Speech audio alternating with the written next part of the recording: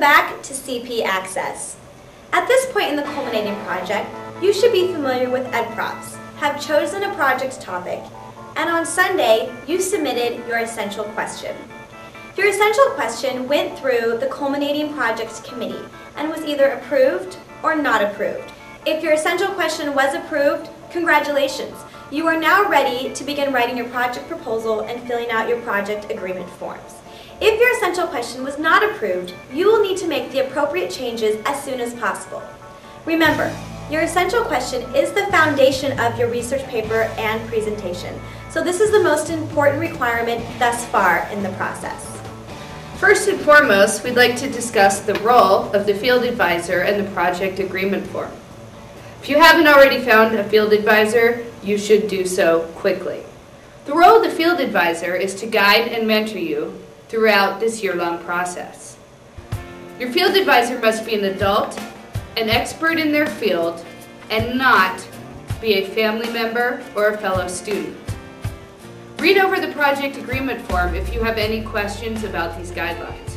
You must have your field advisor, as well as your parents or guardians, sign and date the agreement form for it to be considered complete.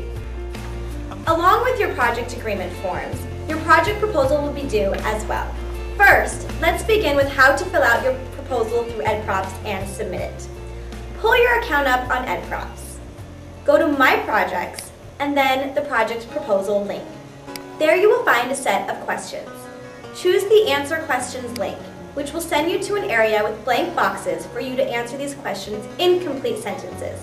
In this case, the first question will ask you for a project title. This is where you type in your essential question, which will remain your project title throughout the process. Please use appropriate grammar and language, for this will be viewed by many members of the Culminating Project Committee and the panel of judges that grades your presentation and portfolio. After you're finished answering these questions, go to the bottom of the page and hit Save. Then press the Submit button. Once it is submitted, your CP teacher will approve the component or send it back to you for rework. In the case of the project proposal, you must also print off a hard copy to turn in for the project approval process, along with your project agreement form. Both of these documents have a submit date of October 2nd at 11:59 p.m. You will also need to submit your project agreement form to your CP teacher in person on Monday.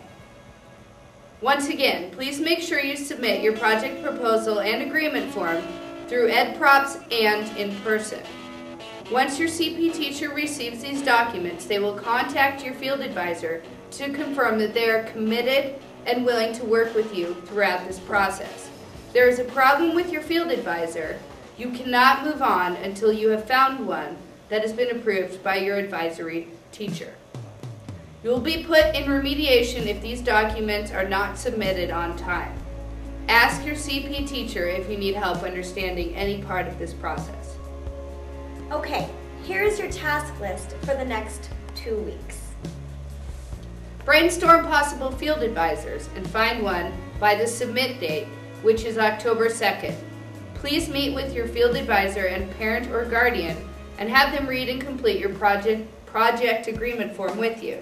Begin working on your project proposal if your essential question has been approved. If your essential question has not been approved, continue to work on it with your CP teacher. Spend some quality time today and the next week working on these components. Remember to always submit high quality work. That wraps up this week's CP Access. Good luck and thank you.